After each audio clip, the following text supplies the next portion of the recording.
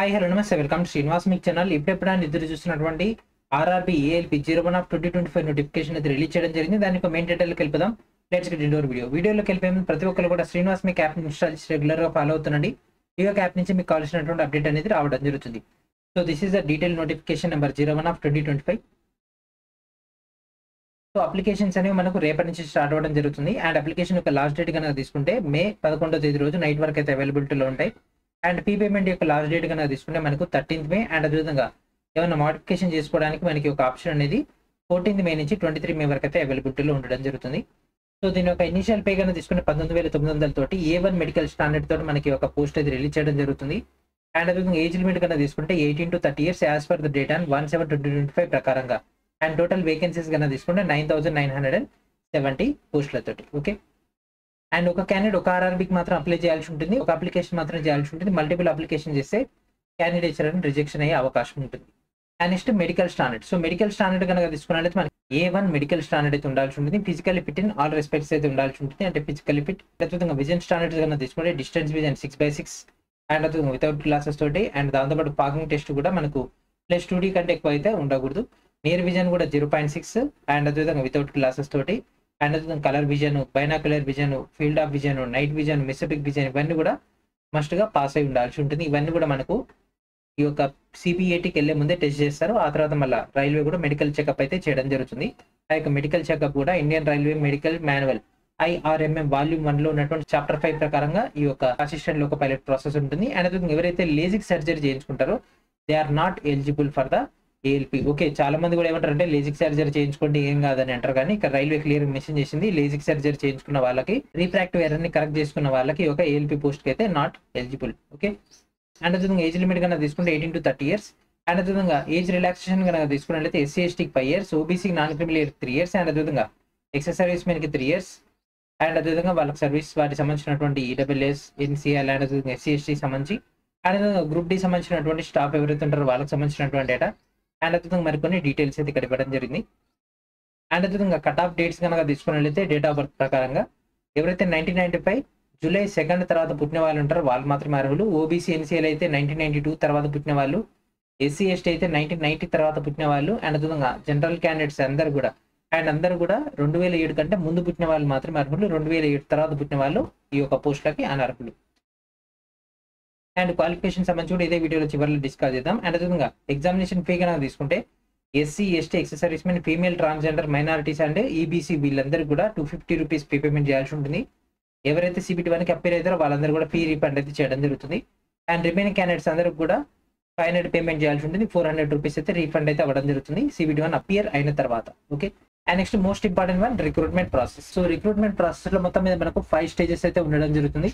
First వచ్చేసరికి CBT1 and second వచ్చేసరికి CBT2, తర్వాత CBAT అండ్ దాని తర్వాత డాక్యుమెంట్ వెరిఫికేషన్, ఆ తర్వాత మెడికల్ ఎగ్జామినేషన్. ఈ యొక్క 5 స్టేజెస్ లో యొక్క సెలక్షన్ ప్రాసెస్ అయితే ఉంటుంది.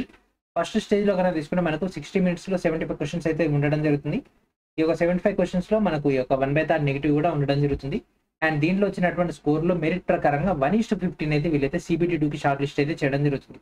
అండ్ ఒకవేళ మల్టిపుల్ షిఫ్ట్లో కనుక CBT1 జరిగినా లేదా CBT2 జరిగినా మనకు నార్మలైజేషన్ అనేది ఉంటుంది. CBT1 సిలబస్ కనుక తీసుకున్నట్లయితే mathematics, mental ability, general science and general awareness. So this is the basic syllabus. And next CBT2. So CBT2 కనుక తీసుకుంటే CBT1లో కమ్యూనిటీ వైజ్ అండ్ అదేవిధంగా కేటగిరీ వైజ్ గా మనకి ఇక్కడ 1:15 రేషియోలు వీళ్ళు ఇక్కడైతే షార్ట్ లిస్ట్ అయితే చేయడం జరుగుతుంది నోటిఫికేషన్లో ఉన్నటువంటి వేకెన్సీస్ ప్రకారంగా. అండ్ అదేవిధంగా ఈ యొక్క CBT2 పేపర్ ప్యాటర్న్ అండ్ అదేవిధంగా సిలబస్ కనుక తీసుకున్నట్లయితే ఇక్కడ మనకు 2 parts లో ఉండడం జరుగుతుంది. Part A and part B. Part A and part B రెండు కలిపి మనకు 2.5 hours ఎగ్జామ్ అయితే ఉంటుంది. టోటల్ 175 క్వశ్చన్స్ అయితే రావడం జరుగుతుంది. పార్ట్ Aలో మనకు 100 క్వశ్చన్స్, పార్ట్ Bలో 75 questions. Part A 100 questions 90 minutes లో, పార్ట్ B 75 క్వశ్చన్స్ 60 minutes లో సాల్వ్ చేయాల్సి ఉంటుంది. అండ్ 1/3 నెగిటివ్ కూడా పార్ట్ Aకి పార్ట్ B రెండింటి కూడా ఉండడం జరుగుతుంది.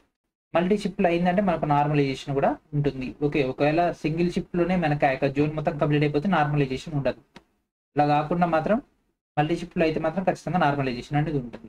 సో పార్ట్ A సిలబస్ కనుక తీసుకున్నట్లయితే మనకు mathematics, general intelligence and reasoning, basic science and engineering. ఇక్కడ మనకు జనరల్ అవేర్నెస్ లేదా GK అయితే మెన్షన్ చేయలేదు. అండ్ నెక్స్ట్ వచ్చేసరికి part B. So part B వచ్చేసరికి మనకు ట్రేడ్ అయితే ఉంటుంది. ఇక్కడ మనం మెన్షన్ చేయడం జరిగింది. dgt.gov.in నుంచి మనకు సిలబస్ అఫీషియల్గా ప్రొవైడ్ చేస్తారు. ఆ యొక్క సిలబస్లో ఉన్నటువంటి కంటెంట్ మాత్రం మనకి ఇక్కడ ఎగ్జామ్లు అయితే అడగడం జరుగుతుంది. సో ఇదంతా కూడా మనకు డైరెక్టర్ జనరల్ ఆఫ్ ట్రైనింగ్ నుంచి అయితే రావడం జరుగుతుంది, డైరెక్టరేట్ జనరల్ ఆఫ్ ట్రైనింగ్ నుంచి. సో పార్ట్ బికి సంబంధించి కనుక తీసుకున్నట్లయితే ఎవరైతే బీటెక్ క్యాండిడేట్స్ కానీ డిప్లొమా క్యాండిడేట్స్ ఉంటారో వాళ్ళ యొక్క ట్రేడ్ సంబంధించి డేటాను చెక్ చేసుకోవడానికి సెలెక్ట్ చేసుకోవడానికి మనకి ఇక్కడ డేటా అయితే ఇవ్వడం జరిగింది. ఎలక్ట్రికల్ ఇంజనీరింగ్ అండ్ దాని యొక్క కాంబినేషన్ సంబంధించినటువంటి డేటా కనుక తీసుకుంటే electrician, instrument mechanic, wiremen, armature and coil binder, refrigeration and air conditioning mechanic. And అదేవిధంగా ఎలక్ట్రానిక్స్ వాళ్ళు కనుక తీసుకుంటే electronic mechanic, radio and TV mechanic, mechanical వాళ్ళకి fitter, mechanic motor vehicle, tractor mechanic, mechanic diesel, turner, machinist, refrigeration and air conditioning mechanic, heat engine, millwright or maintenance mechanic. Automobile వాళ్ళు కనుక తీసుకున్నట్లయితే mechanic motor vehicle, tractor mechanic, mechanic diesel, heat engine, R&AC mechanic. So ఈ యొక్క trades లో ఏదో ఒక trade మీకు ఇక్కడ అలాట్మెంట్ చేసినటువంటి ఈ యొక్క ట్రేడ్స్ లో ఏదో ఒకటి మీరు తీసుకోవాల్సి ఉంటుంది. ఈ విధంగా మీకు అయితే యాక్సెస్ అయితే ఉండడం జరుగుతుంది. ఎవరైతే CBT 2లో మంచి పర్ఫార్మెన్స్ చేస్తారో వాళ్ళలో 1:8 రేషియోలో వీళ్ళు ఇక్కడ CBATకి షార్ట్ లిస్ట్ చేయడం జరుగుతుంది. సో ఇక్కడ మీకు CBATకి వెళ్లే ముందే మీరు విజన్ సర్టిఫికేట్ అయితే ప్రొవైడ్ చేయాల్సి ఉంటుంది. ఆ యొక్క విజన్ సర్టిఫికేట్ CBAT టైంలో ప్రొవైడ్ చేయాలి. ఆ యొక్క సబ్మిట్ కనుక చేయకుంటే మీకు ఎంట్రీ అయితే ఉండదు. సో దాని తర్వాత మనకు టెస్ట్ బ్యాటరీలు ఉంటాయి. ఆ యొక్క టెస్ట్ బ్యాటరీ ప్రకారంగా మనకు అక్కడ రిమైనింగ్ ప్రాసెస్ అయితే ఉంటుంది. సో ఇదంతా మనం CBAT దగ్గరకు వచ్చినప్పుడు డిస్కస్ చేద్దాం. అండ్ మనకి ఒక వెయిటేజ్ కూడా మనకి ఒక CBATకి సంబంధించి రావడం జరుగుతుంది. అండ్ లాస్ట్లో వచ్చేసరికి మనకు DV అండ్ మెడికల్ ఉంటుంది. So this is about DV. And next వచ్చేసరికి medical details. DV and medical దగ్గరికి వచ్చినప్పుడు ఆ యొక్క డేటాను డీటెయిల్గా డిస్కస్ చేద్దాం. అండ్ నెక్స్ట్ ఇక్కడ మనకు వచ్చేసరికి మొత్తం అప్లికేషన్ సంబంధించినటువంటి డేటా. సో ఫోటో ఏ సైజులో ఉండాలి, సిగ్నేచర్ ఏ సైజులో ఉండాలి. And next post wise parameters. So ఇక్కడ మనకు అసిస్టెంట్ లోకో పైలట్ కనుక తీసుకుంటే ఎలిజిబిలిటీ కనుక తీసుకున్నట్లయితే 10th are SSC plus ITI. మనకి ఇక్కడ ఎవరైతే ITI ఇక్కడ మెన్షన్ చేసినటువంటి ఫిట్టర్ కానీ, ఎలక్ట్రీషియన్ కానీ, ఇన్స్ట్రుమెంట్ మెకానిక్ కానీ, మిల్బ్రైట్ మెయింటెనెన్స్ మెకానిక్ కానీ, మెకానిక్ రేడియో అండ్ టీవీ కానీ, ఎలక్ట్రానిక్ మెకానిక్ కానీ, మెకానిక్ మోటార్ వెహికల్ కానీ, వైర్మెన్, ట్రాక్టర్ మెకానిక్ కానీ, ఆర్మేచర్ అండ్ కాయిల్ బైండర్ కానీ, మెకానిక్ డీజిల్ కానీ, హీట్ ఇంజన్ కానీ, టర్నర్ కానీ, మిషనిస్ట్ కానీ, R&AC మెకానిక్. దీంట్లో ఏ ఒక్క ITI చేసిన వాళ్ళైనా అప్లై చేసుకోవచ్చు. లేదు అన్నట్లయితే పై దాంట్లో ఎవరైనా CCA చేసిన వాళ్ళైనా అప్లై చేసుకోవచ్చు. Course completed, act of notice.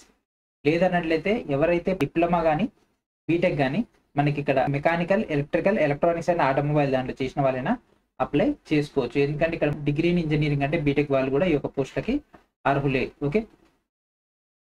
And zone wise vacancies కనుక తీసుకున్నట్లయితే మనకి ఇక్కడ అహ్మదాబాద్, అజ్మీర్, అలహాబాద్, భోపాల్, భువనేశ్వర్, బిలాస్పూర్, చండీగఢ్ ఈ విధంగా మనకి డేటా ఇవ్వడం జరిగింది. మనకు వచ్చేసరికి SSCR సికింద్రాబాద్ కనుక తీసుకుంటే SSCRలో మనకు మొత్తం 967. అండ్ అదేవిధంగా ఈస్ట్ కోస్ట్ రైల్వే కనుక తీసుకుంటే 533. ఈ విధంగా మనకైతే పోస్టులు అయితే ఉండడం జరిగింది.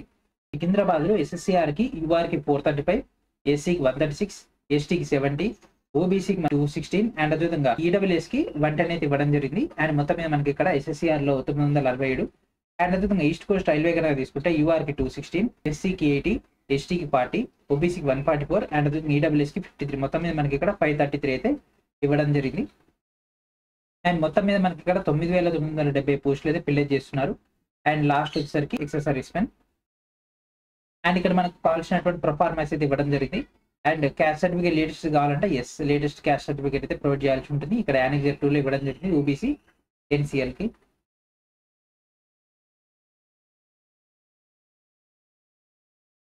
And EWS certificate.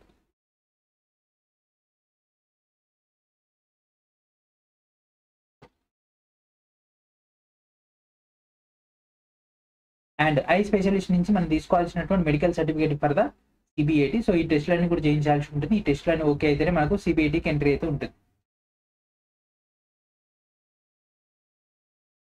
And next LASIK surgery సంబంధించి డేటా అండ్ ఎక్సర్సైజ్మెంట్ సంబంధించినటువంటి ప్రొఫార్మా. సో ఈ విధంగా మనకైతే డీటెయిల్ నోటిఫికేషన్ అయితే రావడం జరిగింది. ఓకేనా. అండ్ అదేవిధంగా మన యొక్క ఛానల్ తరపున ఈ యొక్క అసిస్టెంట్ లోకో పైలట్ సంబంధించినటువంటి కంప్లీట్ కోర్స్ అయితే ఆల్రెడీ ప్రొవైడ్ చేయడం జరిగింది. మన యొక్క వీడియో డిస్క్రిప్షన్లో ఉన్నటువంటి మన యొక్క శ్రీనివాస్మిక్ యాప్ ద్వారా, లేదంటే మన యొక్క వీడియో డిస్క్రిప్షన్లో ఉన్నటువంటి మన యొక్క వెబ్సైట్ అయినటువంటి srinivasmic.classics.co.in నుంచి కూడా మీరు యొక్క కోర్స్ అయితే గ్యాదర్ చేసుకోవచ్చు. మీకు ఇక్కడ CBT1, CBT2 సంబంధించినటువంటి ఫుల్ ఫ్లెడ్జ్డ్ డేటా అయితే అవైలబిలిటీలో ఉంటుంది. వీటన్నిటిని కూడా ప్రాపర్గా ఉపయోగించుకోండి. ఓకేనా. సో ఇది ఫ్రెండ్స్, ఈ రోజు మనకైతే డీటెయిల్ నోటిఫికేషన్ అయితే రావడం జరిగింది. ఈ యొక్క అప్డేట్ని ప్రతి ఒక్కరు కూడా షేర్ చేస్తారని ఆశిస్తూ. And thank friends, thank for watching.